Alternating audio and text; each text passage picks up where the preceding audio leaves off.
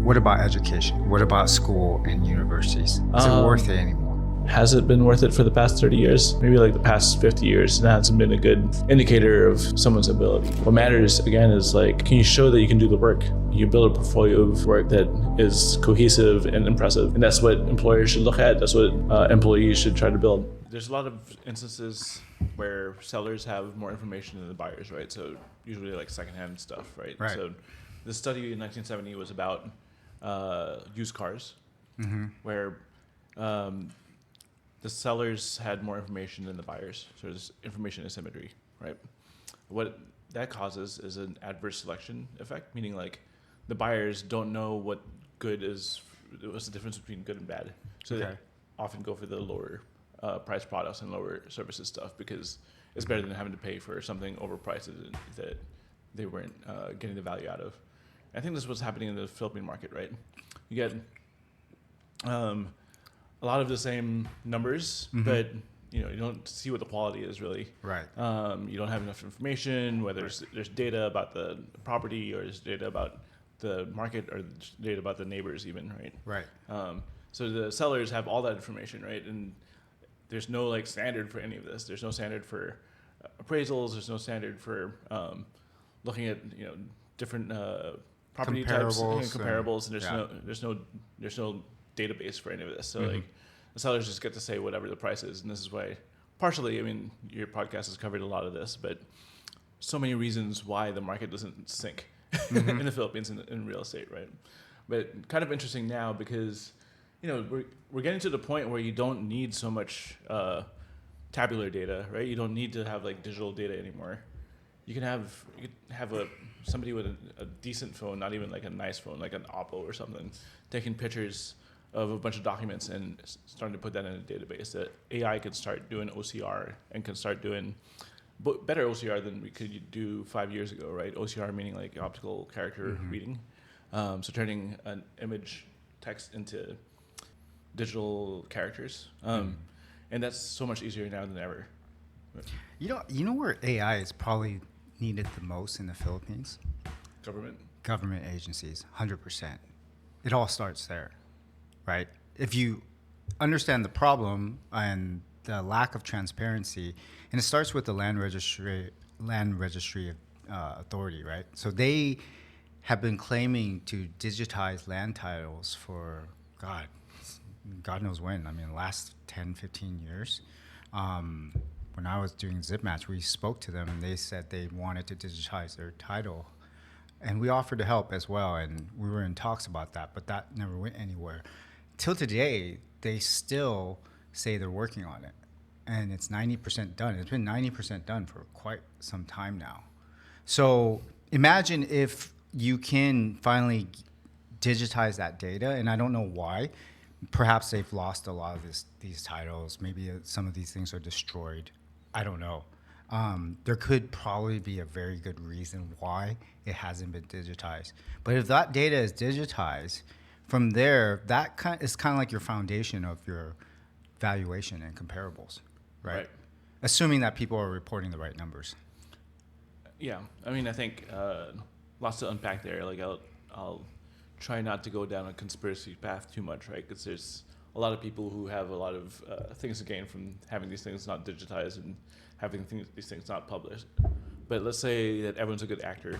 I think you're right. Like government at every level should be automated, right? If the government's supposed to allot resources for citizens, like AI can do that better than humans, right? Right. That should be a logic. There's laws around what government should be doing and how they allocate these things. There's rules around this. Maybe the nth version of this, the most evolved version of this, is like a council of humans who are guiding the AI decisions, or like becoming the Supreme Court for the AI decisions. So you have like a Supreme Court for the Department of Housing, Supreme Court for the Department of Education, Energy, whatever it is, right? And these are like the board members who are guiding the AI. Maybe that's what we should be voting for in government, because if AI can do all of the resource allocation, inventory, ordering, spending, like why would people be better at that? Right. And forget the conspiracy theories for a second. Let's just say, for example, there is a good reason why that can't be digitized, Yeah. right? Let's say like 10% of the titles are lost through floods and whatnot, right? Which actually happened, by the way. Yeah. We could probably create two separate system. One where you have like real land registries, and if you can study this data, you can have an approximate estimate. A lot of that can come through, training an AI. Yeah, I think especially in government, especially in places like the Philippines, it seems like perfect's always the enemy of good, right? So 90% of something that's never been out there before is way better than nothing, right? Exactly. I think there's so much more we can learn just from having a standard set of data. Like maybe it's not perfect yet. It's never going to be perfect. Maybe it'll be perfect one day. It doesn't matter, right? But like the only thing that matters is that we don't have that data right now, and we have nothing to compare anything to. Right. And it's causing probably like government to lose money, generally speaking, in a fair government. Right. But also land valuations, all these family feuds that never end because they're trying to figure out who owns what and how much it's worth in terms of land. Like all these things could be kind of settled if we just had like a basic database and then start building from there, right? Because I think like the most important thing about this data is that it sees the light of day, right? It should see the market and see how the market react to it because it's going to correct it. There's a lot of things where technology and artificial intelligence can really help the Philippines, right? I think partially the processes are all over the place, so even not outside government, like let's just say banks, right? That is nonlinear and super frustrating from what I can tell, right? So we've helped with my company, we've helped a startup kind of help with the mortgage process and applying for loans kind of thing for solar panels and for land and for whatever, right? And that is nonlinear. Like it took AI out of 2024 to be able to figure out how to digitize it and even put an actual like flow to that process, right? Because like there's no workflow for this. It's linear anymore, right? It's been convoluted throughout the years. What about applying it to? Have you guys thought about how potentially applying it to taxation? Taxation seems to be quite complicated anywhere in the world, right? Tax codes are super complicated, many layers, and they change all the time. Yep. And so, in order for governments to enforce tax policies, you need to have enough people that are trained enough to understand these tax policies and actually execute them. And I see this as a big problem in the Philippines. I actually don't know if all of it is due to some sort of conspiracy, or is it just a lack of being able to execute these things? It's probably both, right? Because tax is kind of like code in the sense that if the people who made the first layer of code, the foundational stuff, they're gone and there's no like great documentation on it, that kind of gets implemented and it has to work, but no one knows how it actually works and like maybe the etymology of it or even the history and evolution of it, right? And right now, tax code all over the world, not just the Philippines, is kind of like that, right? And it's kind of interesting in last year, around March last year, OpenAI's demo included like, hey, can this AI file taxes for me? Can it figure out the tax code? And it's like complicated, real estate and capital gains use case. But I think it's kind of the same everywhere, right? And no conspiracies, but like it creates whatever happens, like it creates an opportunity for someone who understands the tax code to get to find loopholes in it, right? But so it's to their benefit, but I think you have to be super nuanced knowledge.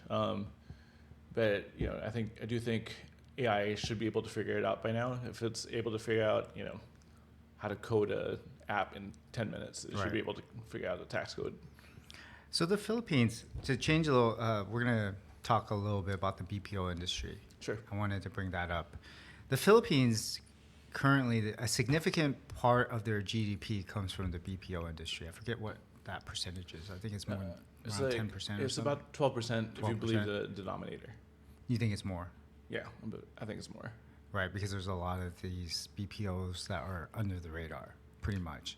They're under the radar. I mean, let's not count the the pogos, right?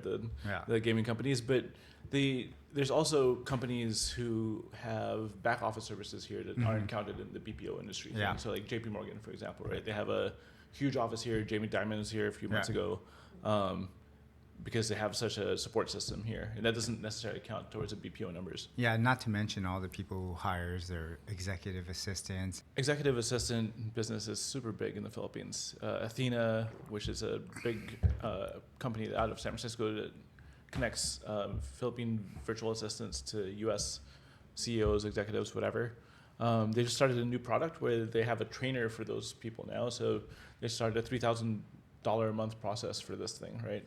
There's a company that sold last year called Support Shepherd for $50 million, and basically kind of the same thing. They find Filipino VAs, connect them to the U.S., and it's such a massive market. There's and you know it's been bigger since the pandemic because a lot of people realize like, hey, working from home is pretty great. I could do this. I'm responsible enough, right? But most of the Philippine companies are telling people to go back to work.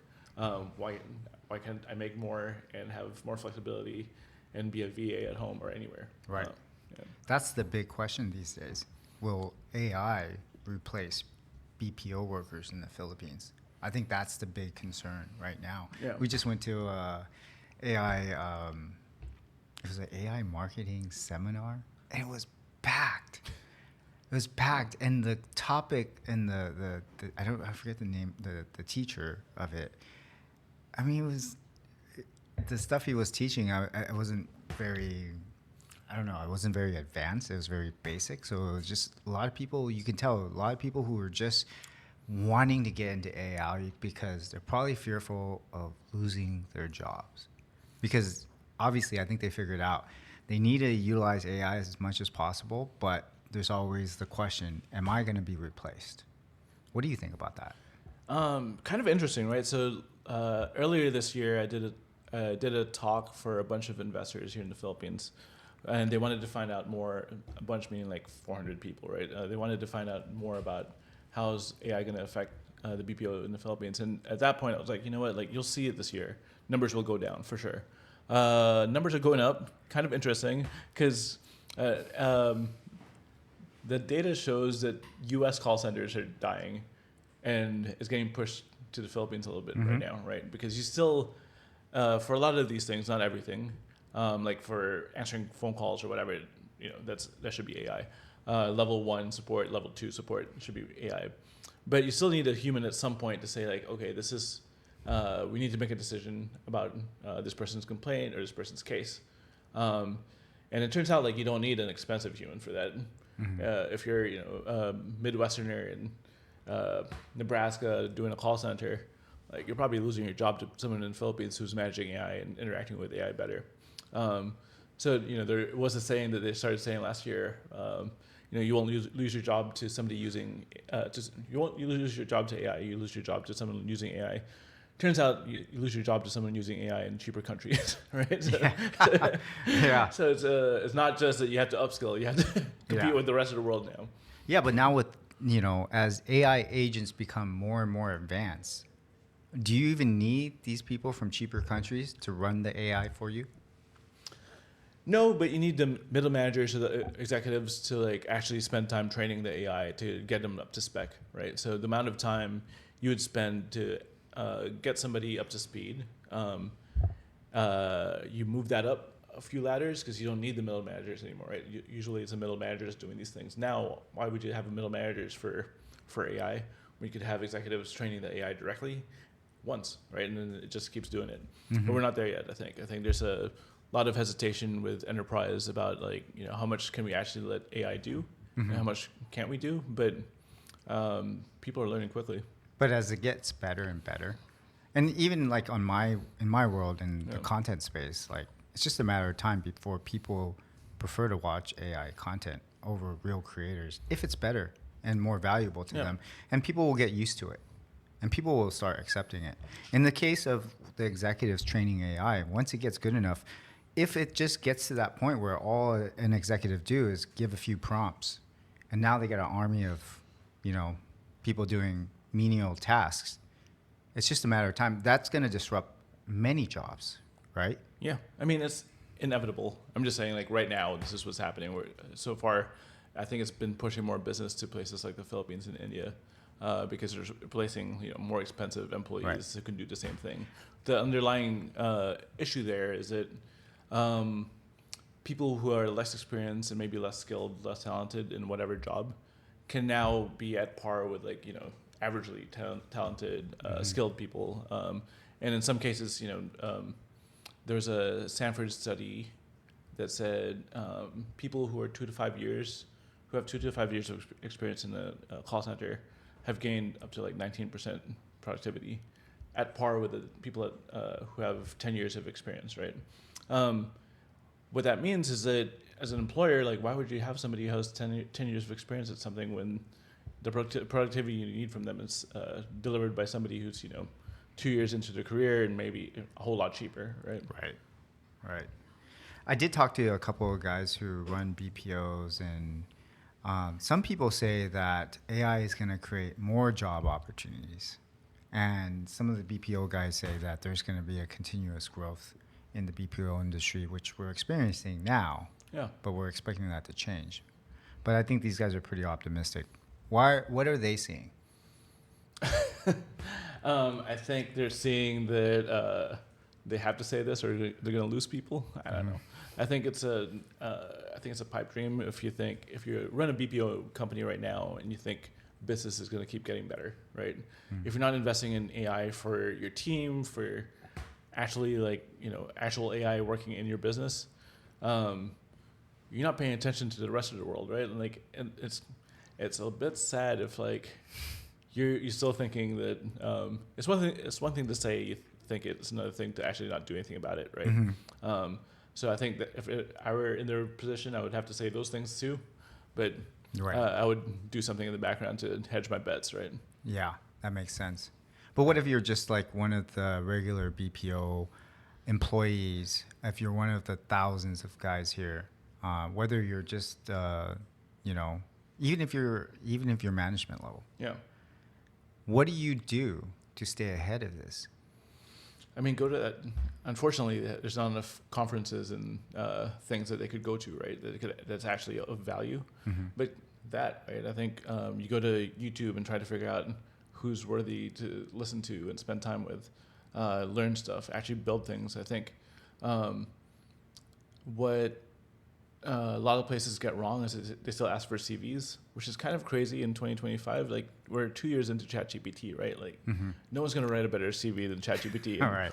No one wants to spend more time than ChatGPT writing it, right? So we have ChatGPT making CVs, and then we have ChatGPT reading the CVs written by ChatGPT, right? So why are we interviewing people based on their CVs when really you should look at the body of work the person's done, right? So experience almost doesn't matter as much depending on the skill, the job, obviously. But if you could show as a worker that you could create these things like an app or a website or a data science report, whatever it is, at a great level, that's what employers should be judging you on, right? And and conversely, if you're not asking for that as an employer, what are you asking for? You're asking people to lie to you with AI. That's not sustainable, right? And also but not the crazy thing is, I mean, some people think that their industry is defensible, and I think real estate people especially are guilty of that. We think, well, because we're dealing with people, relationship, actual physical properties, we think we're sheltered from this. Yeah, I mean, it's a Dunning-Kruger effect, right? Like people think we're way better at things than we actually are. Right, and I keep hearing people saying the Philippines is really good at English. I'm like, that's not better at English than ChatGPT or whatever AI, right? Right. And if Vietnam can do this, if Kenya can do this, if Kenya speaks English, but Nairobi is not Nairobi, still Kenya. Some African country can speak English better with AI. Why would they come to the Philippines when there's higher prices for any of this stuff, right? And the counter argument after that is we have better customer service than anyone. We're more hospitable. We're nicer. We have more EQ. AI can simulate all of that right now. At this moment, if we built no other new AI, there's AI that can measure emotions right now to like every level to a number 0 to 100. Yeah. I for one don't feel like any of us isn't going to be disrupted. Like, I mean, what's your background, for example? Your engineering, dev, coding, etc., right? I went to school for philosophy and political science. Not computer science. Not computer science. And then I taught myself how to code 20 years ago. Okay. Yeah. But obviously that's going to be commoditized, right? Which part? The coding. All three of those, actually. Right. Philosophy, political science, and coding. Yeah. Right. So now, like, you can prompt AI to create applications, right? And which is amazing. Amazing. I mean, not long ago, we were raising millions of dollars for building our tech startup, and we had, we'd spent God knows how much money for an engineering team, and to build a mobile application. That was mediocre. Yeah. Right. Yeah. I mean, not long ago, meaning like and all the technical debt we had to deal with. Yeah. 8 months ago was when it kind of turned, right? So. Right. And now you snap of a finger and like you can build something with just a few prompts. Right. And I think a lot of skills are going to be that, right? A lot of jobs are going to be that, where it's commoditized. All of a sudden, you can have disposable apps. People, you started a startup, like people spent so much time on product management and making sure we validated the idea. We talked to customers as much as possible before we start building anything, because the risk to error was so high that if we made the wrong thing, we would have wasted a ton of money and time. Right. And opportunity. Absolutely. Right. You had these MVP, you had to do your minimal viable product, you had to find product market fit. Yeah. Because it was so expensive and risky. Right. Now, just throw it out there. Now the risk 6. is you're not doing 100 of them. Exactly. Right. That's crazy, right? So now it's just going to fuel this like serial entrepreneur like no other. Yeah. Right. And I think this is actually going to be the future of work, right? I think a lot of people will be displaced by AI. But I have this theory of infinite markets. Have I talked to you about this before? No. So I believe that there's a market for every product. How big that market is and how easy it is to get to that market is a very different... It's sort of like content creation. Right. Right? Because you will carve out your own niche audience. Yeah. But how well you get to that niche and how big that niche is depends on your distribution, and you have the social media apps for that. But can AI? Yeah, but not everything's a big niche, right? Like I'm assuming people love corgis and some people love corgis mixed with Chihuahua. Right. Very different markets and in terms of revenue wise, right? So you're gonna have these micro markets. You're gonna have all sorts of apps. So you're saying Google and Facebook and Amazon aren't gonna dominate everything? Yeah, I'm saying there's gonna be a vertical play for every interest that's worth building a product around. So if there's like if you could build a product for one, but that product of one is, the Crown Prince of Saudi Arabia, you'd build it, right? But if you build a product for one for some dude in Nebraska, I don't know why I'm picking on Nebraska today, but some dude in Nebraska who doesn't spend that much money, you could build it, but there's not much to it, right? But I think there's going to be a future where entrepreneurship becomes a thing, right? You build a bunch of solutions for a bunch of people, because not everybody wants to make an app. Not everyone knows how to think it through.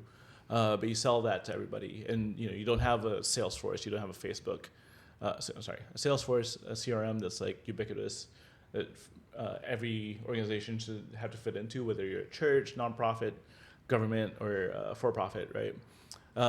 You could just have a CRM for real estate in Orange County, right? And there's probably a big enough market for that, and the cost to build it isn't going to be that much, right? So there's going to be a small business there, but you could just play on the margins with software all of a sudden, something you couldn't do before 8 months ago, right? Right. So that's great. All these sub-markets are created. That's a beautiful idea. And now, we went from the days of Amazon, Google, Walmart to now we're going to create like mom and pops sort of businesses, right? Sort of, right? Yeah, but scale so much more. Right. But here's the question. What is the strategy and what is the play for the big dogs, the source, the guys who are sourcing all of this stuff, right? Because I've been trying to rack my brain about this, and maybe you can help me understand this. Yeah. So I remember back in 2016, 17, whatever, Google sent a bunch of startups from all over the world. We were one of them. They sent ZipMatch on our team to Google's head office in San Francisco, gave us a $50,000 grant, flew all of us out, and gave us mentorship with a bunch of CEOs, it was great. Yeah. It was awesome. But then they were pitching this thing called TensorFlow. Yeah. Love TensorFlow. So basically, at the time, this was early AI days. Yeah. You basically fed Google your data. Google would input it into their technology and their AI and spit something back to you. Yeah. It's sort of like OpenAI at the Yeah. time, right?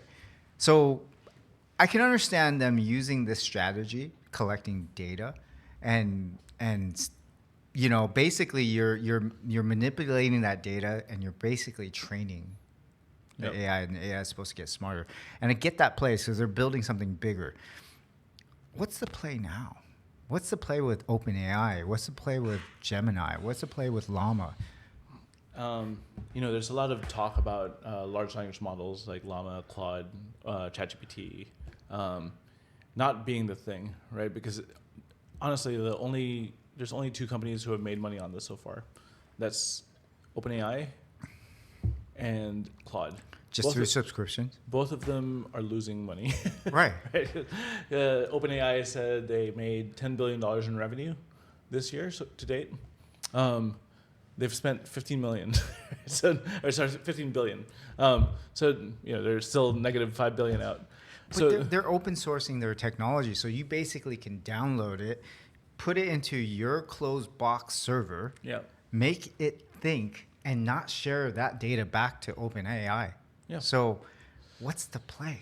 For them, Yeah. Well, they get a lot of money to build things, right? They can monetize all these things more than anyone else can. So, right? are people funding all these VCs doing it for a charitable cause, or what? It's like for the greater good of mankind, or what? I mean, okay, let's think about it this way: if OpenAI went public today, would you buy stocks in OpenAI? That's questionable. I think I would really think deep about this. I mean, let's say it's a $50 at Well, a $300 valuation, $300 billion valuation where they're at now. So let's say it's undervalued based on what their subscription and their average revenues. Yeah. What do you think?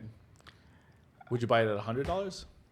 I mean, I think it would be an interesting investment, but you don't know if you buy it, you're not actually certain what the business model is going to be. But you know the utility is there.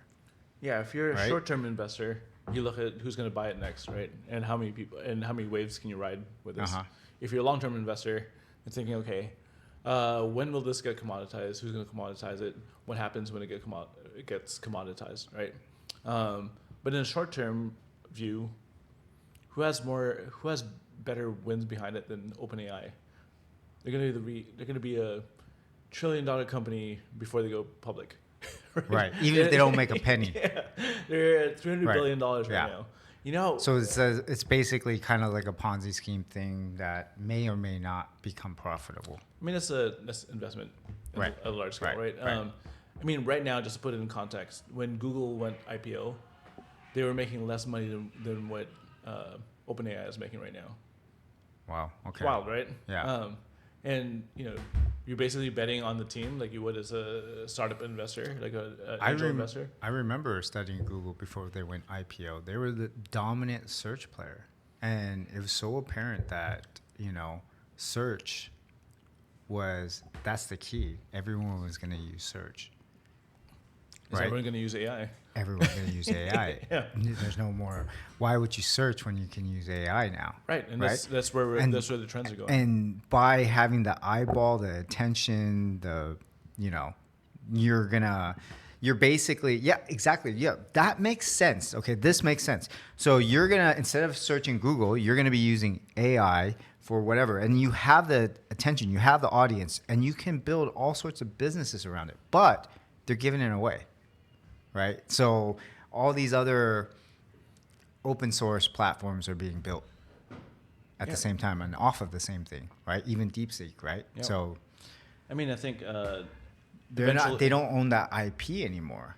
Eventually, they're going to move off of large language models. Right now, they can monetize large language models more than anyone else can, right? But I mean, OpenAI. I mean, I know a bunch of people at OpenAI are smart enough to diversify their AI, right?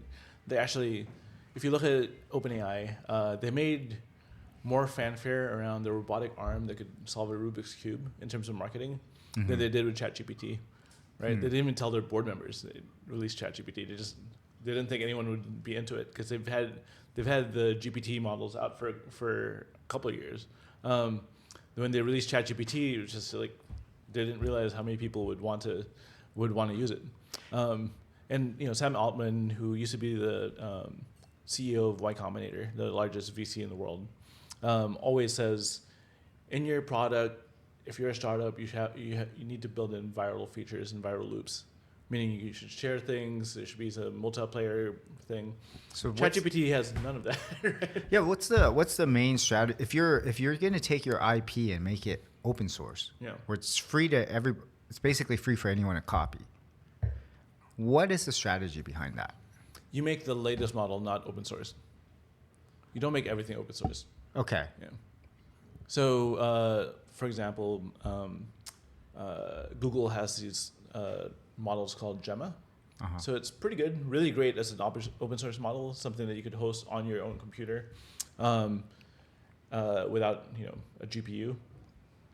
But it's not as good as Gemini. But the goal is to get more people into that, more developers into that ecosystem, getting used to it, right? So, so they can build more stuff. Once they need more capabilities, I'm going to go to Gemini 2.5 Pro, whatever it's called now, which is their most expensive model to have more capabilities. So if you look at OpenAI, right, they just released ChatGPT or GPT 3.0 Pro or something. Really great, but super expensive. Like somebody on Twitter said, I said hi to it, and it cost me $85 because it thought for 7 minutes about how to respond. Right. So, so typically you wouldn't use it just for that use case, but if you need a high-end use case like the tax code thing, you would need a very smart thinking model that has a bunch of different processes to process information and QA the information that's given back to you. But if you just need a cheap model, just go for the open source thing. Right. If you need something that's super predictable, just use the open source when it's cheaper for you. Right. Okay, so I'm gonna take a step back, or I'm gonna change topics a little bit. Let's bring it back to real estate. Yeah. So right now, like I said earlier, some industries and some people feel like this market, we're safe. Yeah. Right. How is AI going to replace building a relationship and trust between each other when you're dealing with, such a large asset and large transactions as like in real estate, So do you see that happening? Yeah, I mean, trust is a matter of predictability, right? How many people do you actually trust in life? Very few. Exactly. And if I can trust zero, I would choose to trust zero. Right. There's a lot of people you tolerate because you do a ROI of like, how much can I trust this person versus how much time am I gonna waste on something else, or can I find can I go with the devil that I know or the one I don't know? And usually it comes down to that, right? It's like voting. But I think at some point the popular AI will be trustworthy because you'll see a lot of people using it, right? And this is ChatGPT, right? For the longest time, there were a bunch of these AI models that people used, but you couldn't trust it. ChatGPT, you could actually trust to a certain extent, more than others. I mean, enough that you know what I'm talking about. Right? So, I mean, factual stuff, yeah. But I can't help but wonder if there is something like really deep-seated that could potentially be diabolical. That could be. Right? I mean, you think about the sphere of influence that might have. If it's so deep-seated and you think content is being built on top of content, on top of content, and it's all AI as the source. Yeah. right? Sooner or later, we may not know the real history of the world because content is just being built on content and it's just buried. We're all going to get drowned out. I mean, you were schooled in the U.S. What did it tell you about Magellan? It's a very different story Right. than what the Philippines Exactly. tells about Magellan. Right? They say that history is written by the victors. Yeah, right. Right? And recently, I don't think you can find the history of Ferdinand Marcos, all of it, in schools anymore, right? Yeah. And as a quick side note, we've built a lot of AI tutors for Filipino students. Mm-hmm. We try to sell it to some Department of Education provinces, right? That process is slower because of the elections this year. But the hard part for us, okay, we could teach math in Tagalog. We could teach math in Bisaya. We could teach science in Bisaya, Tagalog, Ilocano, whatever. Hard to teach history in Tagalog, Bisaya, Ilocano. Why is that? Because there's not much history written in Tagalog, right? No, because history changes depending on who's in power. Right? That's funny. How am I going to sell this to Dep Ed in Cebu when That's interesting. You know what I mean? If up until now, there's Gwen Garcia is the governor.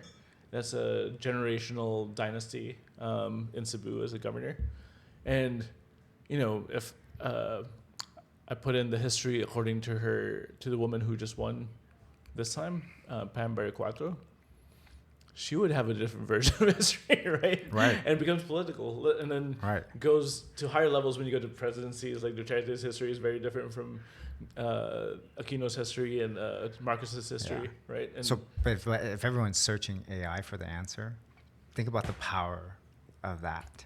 Right. Right. Right. So because then you don't have a central authority, right? Now what AI is going to eventually be the authority. And this is why the diabolical part of this is, NVIDIA, AWS, Google, Microsoft, all these people who provide cloud services. They're saying every country should have sovereign AI, meaning the AI should be the definitive source of truth for your country, and you shouldn't rely on OpenAI or whatever, So right? sort of like that AI Oracle. Yeah, for the Philippines and the AI Oracle for the U.S. and whatnot. Yeah, but for them, that means a lot of revenue, right? Because that's a lot of data that people have to process. Right. There's a lot of things that you have to keep going. Right. You have to keep doing. Whether that makes a difference or not, I don't know. Maybe every party should have their own AI. Right? Yeah. And I think that's probably where it's going to land. But that's kind of the narrative around cloud services right now is every country should have their own sovereign AI, which is kind of crazy, right? Because one country is not one truth. Right. There's lots of different truths that crisscross over time, depending on who the victors are. Mm-hmm. Right. Absolutely. That might be a little bit too far and too deep for most people. I think what people we need to give practical advice for people today. Sure. Right. And we need to, help them understand. Right now, I believe we're all going to get drowned out because even the creative process, even being creative, whether you're making movies, you're making songs, you're, developing apps, whatever, it's all going to be drowned out by AI. Yep. So we have a small window of opportunity. Yep. Right? We have a window of opportunity where the supply outpaces the demand. Let's use content for example. Yep. Right now, we can make content and there's going to be a fair amount of people watching this content because supply and demand. Yep. There's only so much content out there and there's an insatiable desire to consume tons of content. At some point, that scale is going to change. Maybe. Right? So with all the AI content that's going to be generated, I think the only chance you have right now is to build a brand, build recall, and use AI to your advantage. Use AI for everything you possibly can. Right? That's the only way you can stay. You can't even go 2 steps ahead or 3 steps ahead. You can only try to stay 1 step ahead of this. I mean, I think it's something you mentioned earlier. It's about trust. Mm-hmm. You have to build trust. That's what brand is, right? The people understand it's predictable what your company, you are going to do. That's the brand, right? And I think people have an insatiable hunger for content, right? So when Netflix, for example, started dropping all of the seasons in one go, they thought, HBO thought it was crazy because you're supposed to do once a week, otherwise people are going to get tired of it. Turns out everyone binged it and everyone talked about it for 3 months when you dropped Stranger Things or whatever it is, right? Yeah. And there's an economic principle called Javon's paradox, but basically it is a paradox that supply and demand don't always work that way, meaning whenever there's more supply, there's less demand and it's cheaper. When there's more demand, it's more expensive. Javon's paradox breaks that, right? So basically it's saying for some cases, the more there is of a supply, the more there is of a demand, right? And so there's only so many eyeballs and so many hours in a day. Yeah, but it's and human beings can't. They're not going to all of a sudden. Well, maybe if you plug yourself into the matrix, you can consume multiple sources of content. Maybe I don't know, but like. So 2/3 of the world is on the internet. I'd say like half of the 2/3 is on the internet more than 3 hours at a time, right? So that means there's still growth to be had with people spending, the same amount of time you and I spend on the internet. Maybe not me, more like you, probably. Yeah, probably. Right? But there's still room there for economics, right? Sure. But there's all kinds of stories that people have never seen, right? My girlfriend had never seen Zoolander until 2 weeks ago, right? Like it's not like she didn't know there was content. It's not like she had nothing else to watch. Yeah. She had all kinds of things to watch, but like there's still things that people should watch, right? And things that people should experience. But you're saying that content is insatiable and there's going to be more supply, there's going to be more demand. There's true up to a certain extent. I believe there's going to be a bell-shaped curve of that, right? Maybe, but you're not taking into account age, right? There's only so many movies you can watch in a lifetime. Have you seen enough? I don't think it's possible to watch every single movie that's ever been made. Yeah, I've tried. I think there's so many movies now that you couldn't spend a whole lifetime watching a movie. Yeah, I've tried, and I still have a list of like movies I want to watch, and a pile of books I've wanted to read. Right, and, there was a 10-year period in my life where I was reading 300 pages a month, a week, and still I couldn't read through everything. Yeah. Right, and like there's so much things I want to consume. Yeah. And I'm not saying like everyone's like me, but like there's just a lot of things that people want to do with their time, and if what you mentioned earlier was true, like ChatGPT or OpenAI consumed most of your time, or was the place where you consumed most of your time. You could pull in the content, you could pull in history, you could pull in education, you could pull in whatever, right? All in one place. What Facebook was trying to do for such a long time, you could have that all in one place, and AI just pulls all this information for you. Right. Yeah, I think it's going to happen, and I think absolutely there's going to be a lot of people who want to for sure want to learn all these things. So I know people are fearful about it. They're trying to understand it. I really think, we should give some practical advice to the everyday Filipino. I think if you're not trying to utilize AI, there are different parts of your job function, whatever it may be. If you're not trying to utilize AI to automate some of those processes, you're going to fall behind. Right? Do you follow baseball by any chance? I do. You remember when Barry Bonds got caught for steroids? Yeah.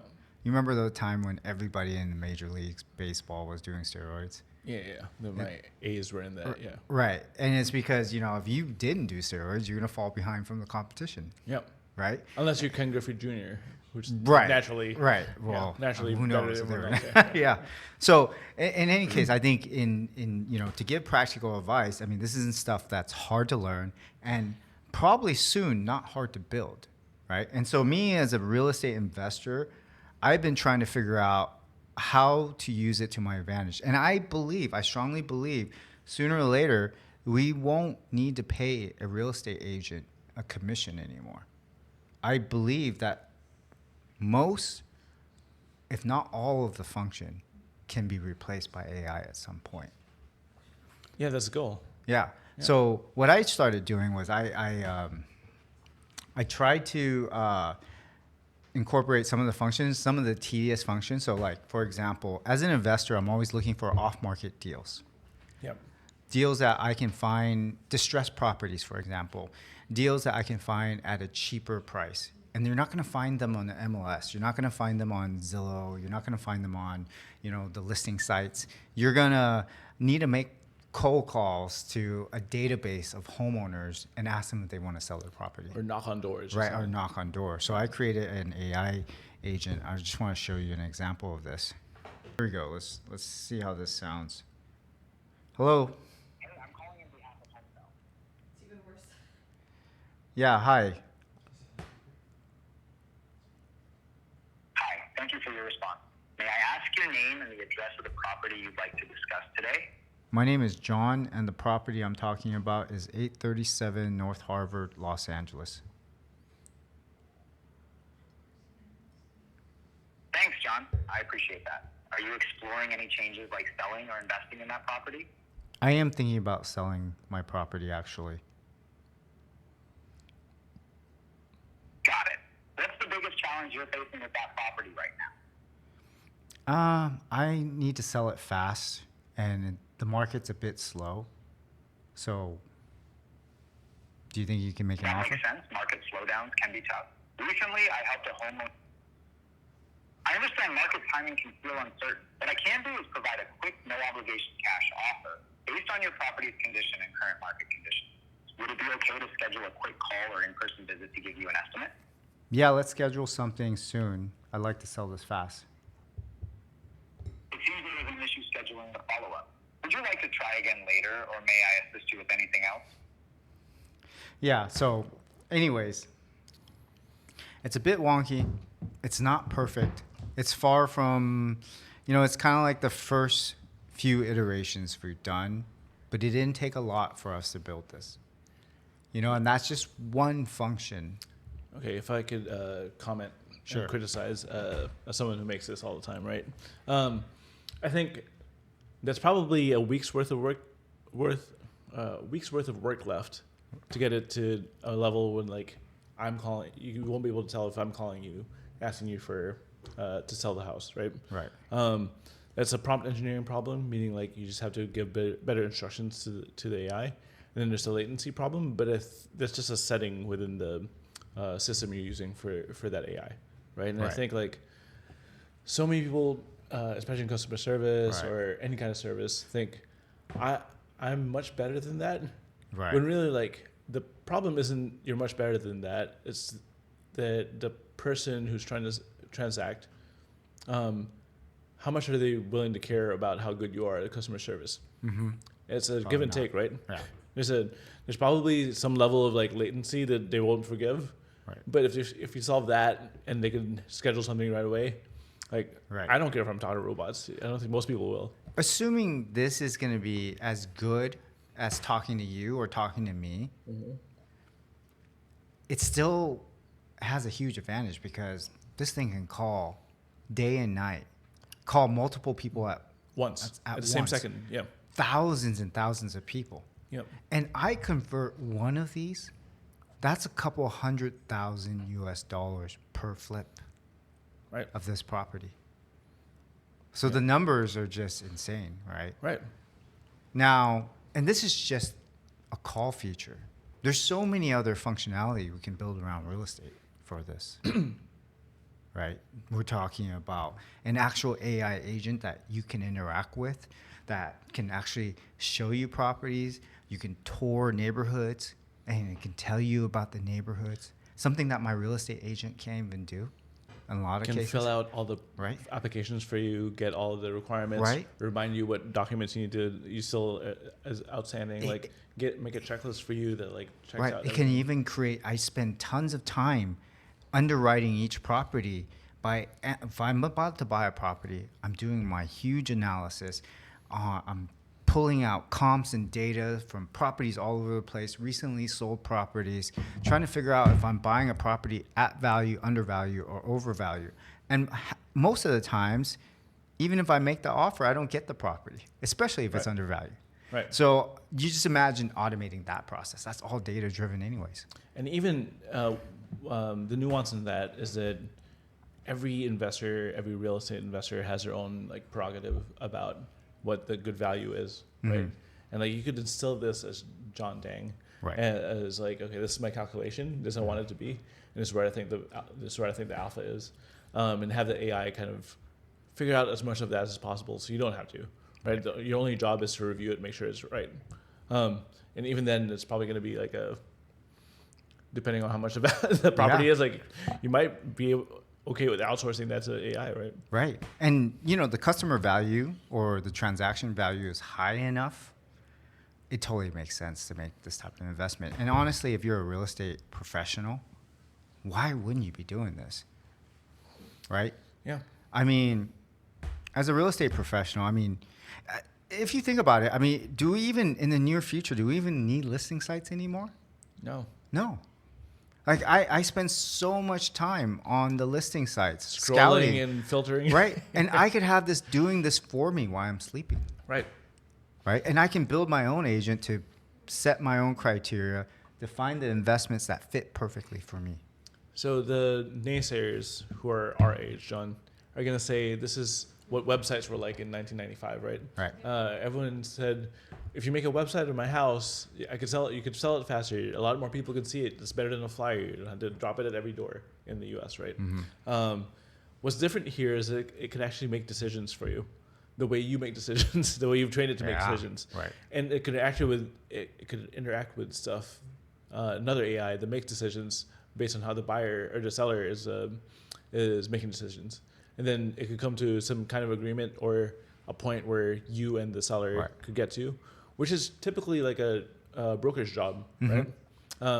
But yeah, you could get to that a lot faster and a lot cheaper and at scale, right? So for you as an investor, you could do this anywhere in the world, right? You don't have to learn Vietnamese to go buy a great place in Hanoi, right? You could buy something in France all of a sudden. Now, instead of just looking in my backyard, I'm looking for the best property in the entire world, dude.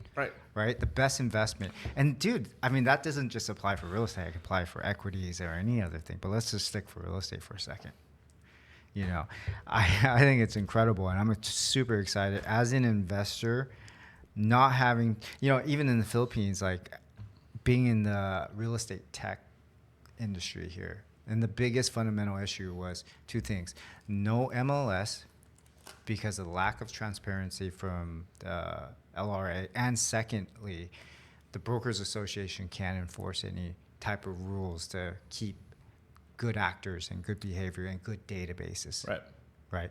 And so you can't, it's created so many problems for tech companies trying to capitalize on trying to solve the real estate listing problems. Right. But now maybe we don't need those things. Maybe there's workaround solutions now. Yeah, what we started building internally, and just to go through the thought process on this, I was trying to make AI agents for a junior data scientist because I felt like I shouldn't hire a junior data scientist because I didn't have the time to mentor and coach a person. We ended up making a pretty good data scientist. I was like, okay, like that replaced one person, but like I don't want to replace all my team members. What if I were able to give them something that enabled them to make better decisions, right? Okay. And like usually without AI, you do an approval process, you have like an SOP, you have all these things, right?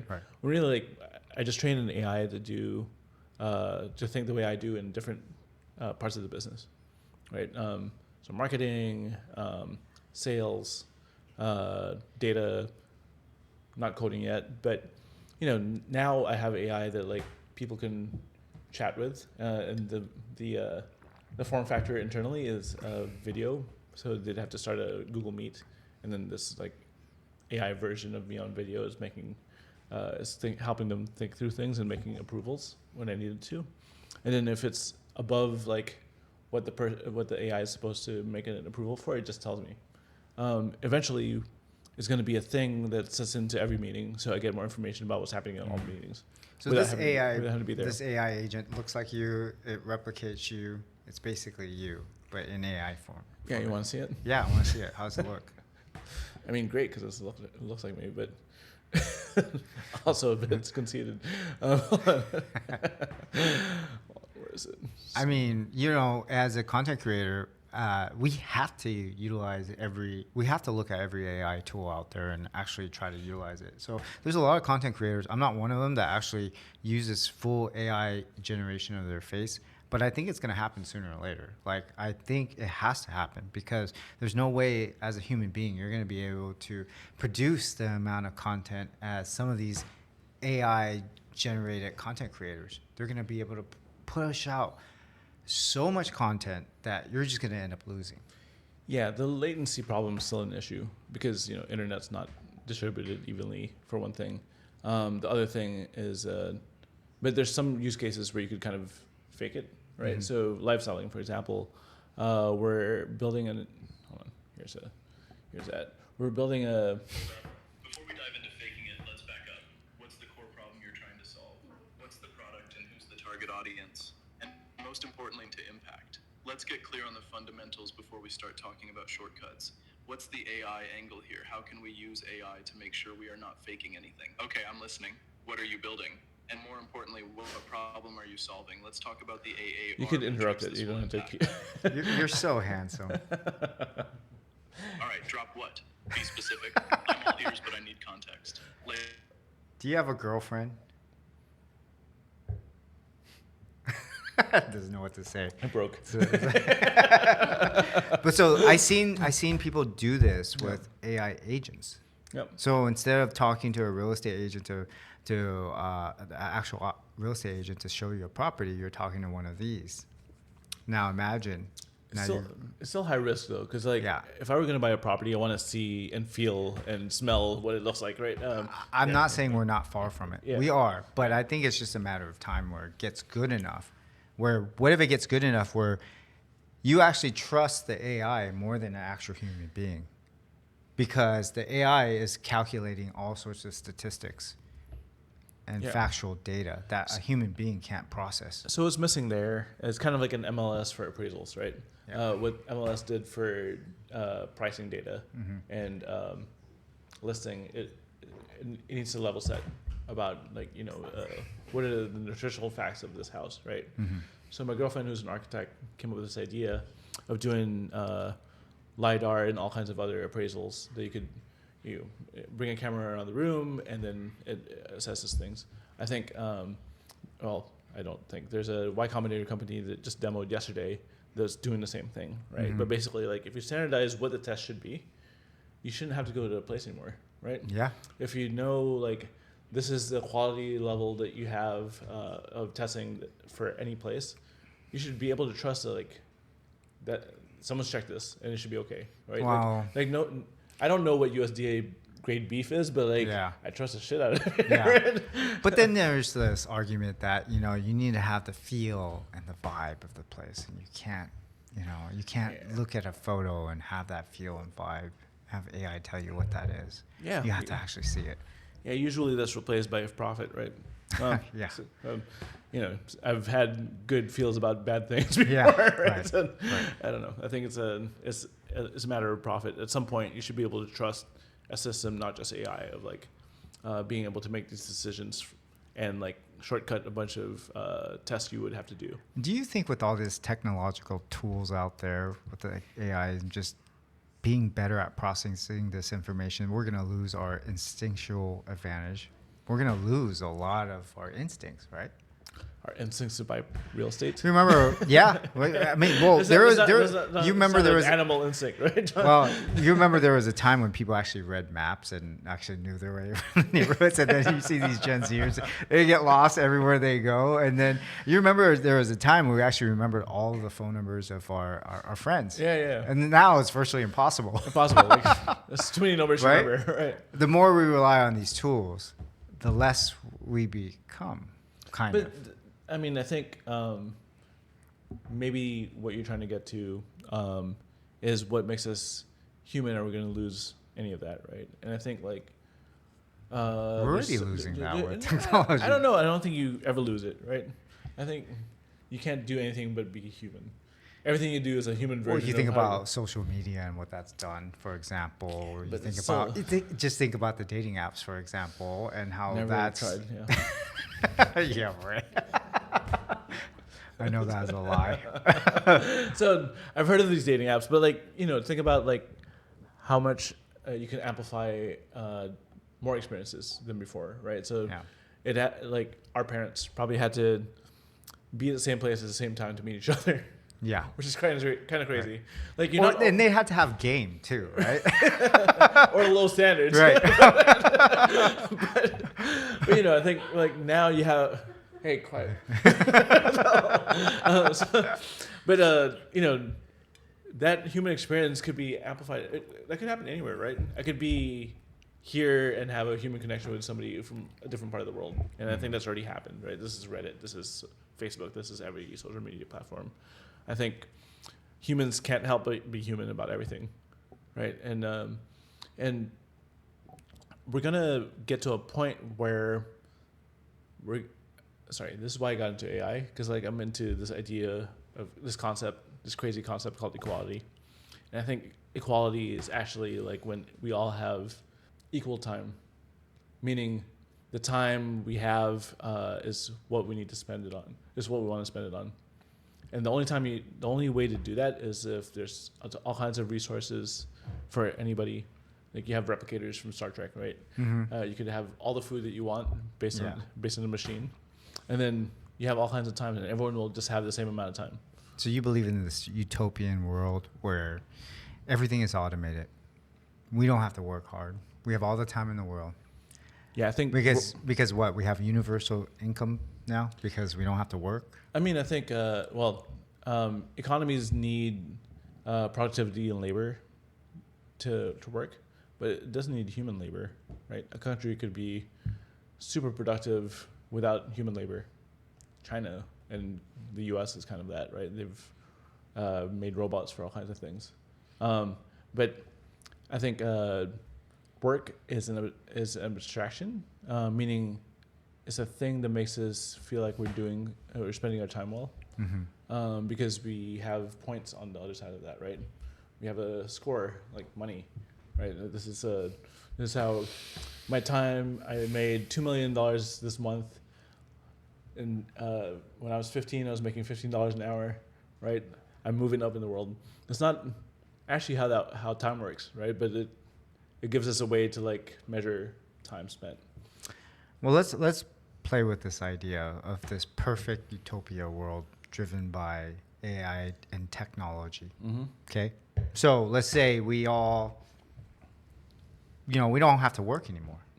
All of us, all of our jobs are automated. We can spend all our time to do whatever we want, but there is a cost of resource. We still need resources. Will there always be a cost of resource? Or because of AI, there's just a diminishing cost of resource. Is that what you're saying? Yeah. Really? Yeah. I mean, I think AI will figure out how we can make the most out of our resources. I think humans are pretty good at finding out which resources to use and how to get the most out of it. That's assuming there's no corruption. Yeah, I mean, assuming AI, right? AI is incorruptible. Yeah. But maybe at some point when you kill all the corrupt people, I don't know. So then this becomes the God. This becomes your God. I don't know. I mean, I feel like God meaning like you trust it's created you and it's made sense of the world. Like, I don't think it's going to be that. Okay. Trust in terms of like it's going to make good decisions. Well, you talked about the AI oracle, right? The sovereign AI. You Yeah. talked about AI being smart enough to tell us how to utilize all of our resources Yep. in the most efficient manner, Yep. in the most sustainable Not manner. even tell us, just do it. Just do it. Yeah. Right. And so then the cost of resources going to be diminished to near zero.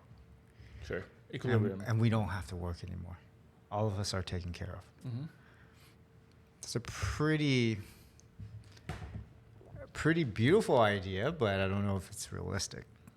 Sure. But, we all got to aim for something, right? Right. I mean, Could it happen? Did- Could would it you- would you- happen? Would you have told John Lennon this with his Imagine song? Right. You know, oh, sorry, that's a pretty song, but you know, what the fuck, right? What are you saying? But you know, I think that is kind of the goal. It's going to be uncomfortable on the way there, because a lot of the people who lose jobs is going to be unequal, right? The ones who have resources will be able to withstand things longer than the people who don't. And that's what your suggestion of universal basic income Yeah. will help. But I think the goal of AI is kind of that, right? Like, give everyone the same amount of time. Everyone's time is as valuable as everyone else's. Okay. So now all of a sudden, time is the true value in that world. Same as it ever Right. was. Right. Yeah. And so that's one side of the argument. The other side of the argument is what? Like Matrix, Terminator, like Yeah. just all hell. Yeah. Apocalypse. Yeah. That- Apocalypse, yeah. Apocalypse. Black Mirror. Yeah. Black Mirror shit. Like, Right. you name it. So that's the other alternative. What is the likelihood of that happening? I mean, the likelihood that nobody will catch it to get to that point is pretty low, right? Humans are pretty good at catching bad things. Are you sure about that? Yeah, I mean, if we weren't, we wouldn't have caught.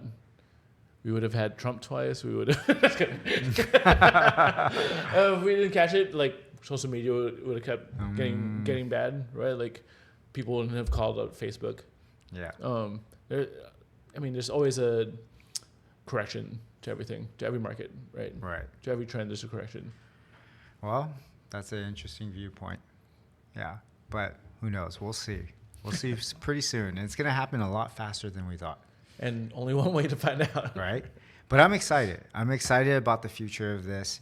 I'm excited about, what you guys are doing and what the future for us in the Philippines are, and like how our world is going to evolve from this. I know Filipinos, especially Filipinos, are very attentive to this, and they're all thinking about this, and they're thinking about ways to get ahead. How do we stay on top of this? Can I add something real quick Sure. to that? So last year there was a study about which country has the most interest in AI. So they based it on searches on Reddit, Google, TikTok, whatever, right? And the Philippines was by far number one. Number two was Singapore per capita. Number one in what? Interest in AI. Okay. So, so that's Right. And sort of like the social media thing. you couple that with how young the population is in the Yeah. Philippines. Like, if that's channeled well, that could turn into very good economy and very like advanced people, right? Can the Philippines be the AI capital of the world? That's what Because I'm I think trying the Philippines was at one point the selfie capital of the world, right? For social media. And that was a claim for a long wait, time. can Can we be the capital? Can I rephrase that? Yeah, sure. It used to be the I capital of the world. Now can we make it the AI capital of the world? What's the I capital? Selfie. Oh, okay, yeah. Right. It's not as funny if I have to So explain you it. think that's possible? I mean, that's why. You're not from here. I mean, you're Filipino. No. But you and I grew up in the U.S. Yeah. in California, right? But you're here. You could be in the U.S. I could be in the U.S. I think, it won't be the research capital for AI for a long time, ever, maybe. Where there's room to be made and where the money is being made now and probably for the next 20 years is in applications of AI. Mm-hmm. So your comment earlier about, what's the big money play for large language models? The big money play is actually application layer, right? Not the foundational layer. So the Philippines could be the application layer capital of AI in the world, Nice. because it's up for grabs and Right. it doesn't take a PhD to get there. It just takes a lot of people being interested and having the energy to do it, and it's like the Philippines right now. So if you're Filipino at home, and you're interested in AI, and you want to get deep into this, and you want to build application, where do you start? Start with Deep Learning AI by Andrew Ng, NG. There's a lot of good YouTubers around this. Look at Hamel Hussein, for example, who is really great at telling you what makes AI good and bad. And I think so many people are just amazed that they can make AI that don't try to quantify like how good it is. There's the Jack Altman podcast, which is good. There's My First Million, which is a good podcast. There's a few of these things, but more importantly, there are small pockets of communities in the Philippines that's starting to happen where a lot of creators on the technical side are talking to each other. That happens in Data Engineering Philippines. That happens in the AI Collective, which I'm a part of. There's a couple of good ones in Cebu, and this 100x thing that we're doing with Kaya founders and with Ignite House VC. And I think if you're not using AI to start a startup right now, like, what the fuck are you doing? Like, Right. what's the point? Like, you want to hire a bunch of people? Like, that's a Harvard 1965 study that says the more employees a business has, the better they're doing. Now it's the opposite, right? I have friends in Silicon Valley who just raised $17 million with 6 people, and they want to get to 10 people by the end of the year. Because the point isn't to have more employees. The point is revenue. The point is business, right? And like, if you're not maximizing the people you have, either you have the wrong people or you're not using AI. So this is now maybe one of the best times ever for Filipinos to build their own startups. Dude, this is the best time to be an entrepreneur ever. Like, Right. I think, as a nerdy kid who was shy in the U.S., never went out, always read books. I was like, okay, what would it have felt like if I were Magellan or Christopher Columbus or one of these conquistadors to discover new things? And never until now did we have an opportunity to discover new things the way we could with AI, because there's no experts in this. Everyone's using AI to like new use cases. If you think about the world differently, if you're smarter than other people and no one ever listens to you, you could have AI do things for you that no one else could do before. What about education? What about school and universities? Is it worth it anymore? Has it been worth it for the past 30 years? I think it's been worth it in terms of giving somebody confidence that they belong in the conversation, which is not nothing, and maybe a lot. But, it's never been not never, maybe like the past 50 years, it hasn't been a good indicator of someone's ability. No. Right? They got into Cornell, they got into Harvard, whatever, right? That has always been a function of who do you know, did your parents go there, can they use your story to raise more money from their alumni, right? And that's I don't think that matters anymore. I don't think college degrees matter. High school hasn't mattered in a long time. What matters, again, is like, can you show that you can do the work? Can you build a portfolio of work that is cohesive and impressive? And that's what employers should look at. That's what employees should try to build. Right. Or bypass the whole employment route. Now is the time. And do what? Whatever business that you can Right. build 50 apps and see if one sticks. Right. I mean, it's kind of the same. It's kind of the same thing as an employee, right? Yeah. You're basically like entrepreneur for one person. You're middle manager as an Yeah. employee, right? Right. But now you could be an entrepreneur for a bigger group of people at a much lower cost and much less risk. So when's your next event and when's your next talk? Next event is next week on the 18th. And then after that is on the 28th. We're doing a hackathon with the AI Collective and bringing a bunch of AI engineers together. I do a bunch of talks, but follow me on at bestcarloever on your favorite platform, except Snapchat. But yeah. Right on. Cool. So guys, if you guys are interested to join Carlo's event to learn more about AI, make sure you join. If you like this podcast, please like and subscribe to it. And make sure you comment and let us know what you think the future of AI. Are you concerned with your future? And what do you think you're going to do with AI? And what do you think about this utopia future that Carlo has imagined? Do you believe in it, or do you think it's going to be much more diabolical?